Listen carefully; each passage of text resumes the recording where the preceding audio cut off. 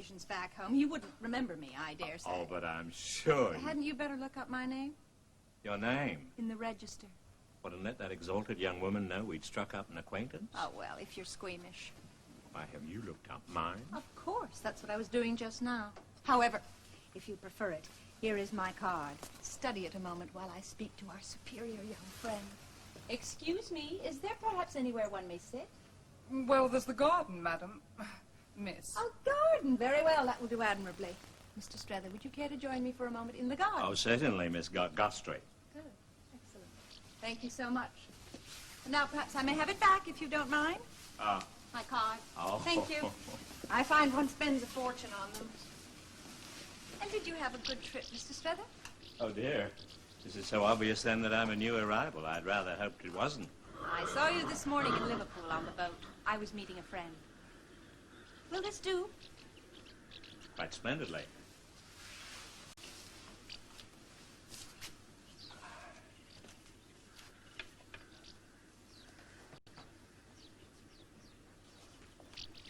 I must say I like your name, Louis Lambert Strether. It has a fine ring to it. It's from a novel by Balzac. The Louis Lambert plot, I mean. I know that. It's a very bad novel, I'm afraid. Oh, I know that, too. You won't have heard of it otherwise, I'm sure. My name, I mean. Oh, but I have. You edit a newspaper somewhere, a review. In Willett, Massachusetts. You say that as though you wanted one immediately to know the worst. No, it's merely that in case anything happens, I want to feel sure that I've been quite straight with you. And what precisely do you think of as happening, Mr. Strether? Oh, waiter, what does one usually drink on these occasions? You really wish to do as the natives, not merely as they do in Woollet. Oh, I do, most certainly I do. Good. Donc. And I will have a rather dry sherry, please. 2 rather dry sherries, if you please, waiter. Yes, sir.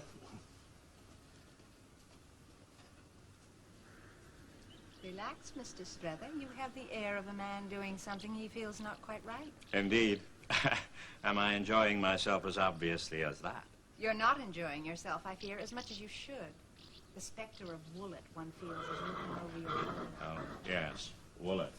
Dear old Woollet. Thank you.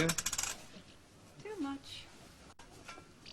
But you see, Woollet is never sure that it ought to enjoy itself, but it hasn't got anyone to show it how, as I have. You have indeed somebody. But I wish you really would let me show you how. Ah, but you see, I'm afraid of you. Nonsense. That may do for the ladies of Woollet. It won't do for me. You aren't in the least, or we shouldn't be here. I think, in fact, you trust me. I do. That's exactly what I'm afraid of. I shouldn't. You see, all this Europe, everything, it's so new to me. Obscure provincial widower that I am. I think, in fact, you recognize me for what I am, which is rather fine of you. And rare. Do I? And what, pray, are you? What am I? Well, as to my present occupation, I suppose one could say I am a general guide to Europe, a sort of unpaid courier come maid, one might say. I wait for people, I take them about, and at the end send them home again. I know who is whom, where things may be found. I've never sought it. It has just become my fate, something one accepts. And you, what is your purpose in coming to Europe? You strike me as a man who always has one. You're quite right. I suppose you could say that I've come to Europe on a mission. A missionary, indeed. How interesting. I prefer to think of myself as an ambassador with a somewhat delicate office to perform. I have come here at the request of my employer, Mrs. Newsom, whose son has been studying in Paris. Mrs. Newsom of Woollet, Massachusetts. This young man, her son, is wanted home.